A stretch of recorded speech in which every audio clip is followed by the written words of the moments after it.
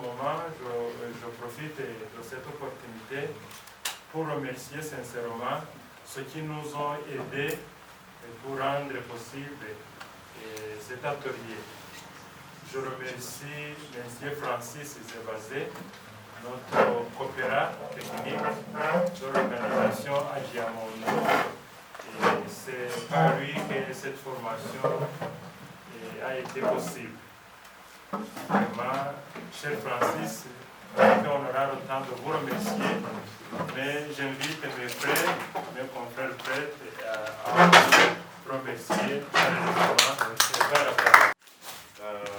c'est vraiment un plaisir de vous revoir encore ici, ensemble, pour qu'on puisse échanger sur notre pastoral justice et paix que nous avons dans le diocèse.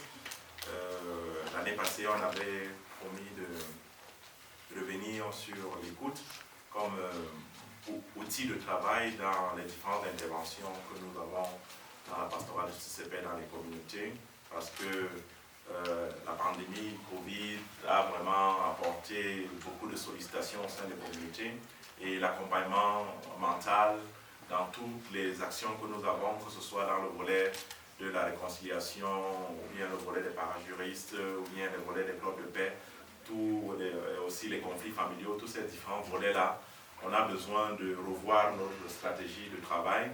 Et vous, en tant qu'aumônier dans vos paroisses de justice et paix, pour pouvoir accompagner le travail que font les bénévoles à travers les commissions paroissiales de justice et paix, on a pensé qu'il fallait encore qu'on se retrouve pour pouvoir mettre un accent là-dessus.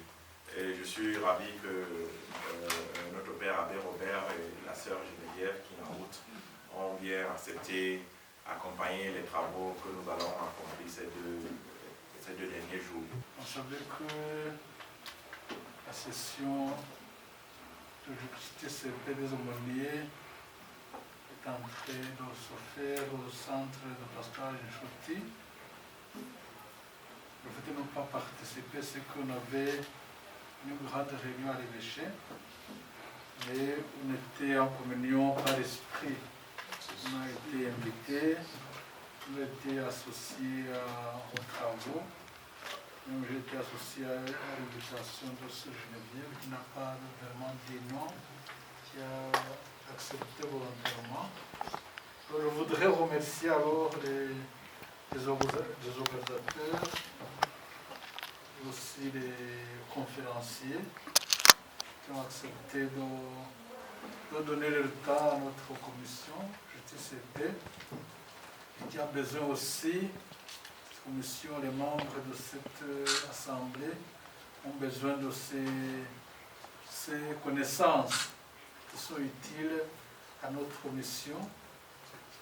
En rigolant un peu, je disais aux missionnaires de la paix du Christ roi qui ont comme charisme, écoute et counseling.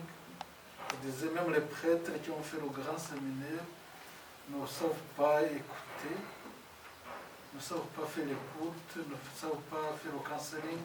Comment est-ce que vous débrouillez? Alors nous disons, c'est l'Esprit Saint qui nous guide. Comme si l'Esprit Saint est privilégié à eux. Alors, j'ai dit, non, les prêtres, nous avons ce que nous avons fait, mais aussi nous avons aussi l'Esprit Saint. Alors nous sommes capables de faire les choses, mais comme le directeur l'a dit, il faut le faire de façon professionnelle.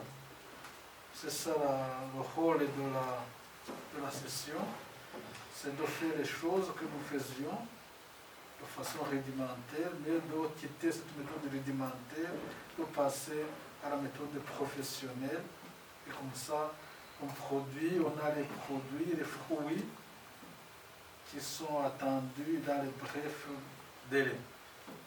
Alors je voudrais vous remercier alors d'avoir participé à cette session, en espérant que ce que vous allez apprendre ne va pas rester dans cette petite salle, mais que ça va profiter aux membres des commissions diocésaines de justice et paix, et même à tous les chrétiens.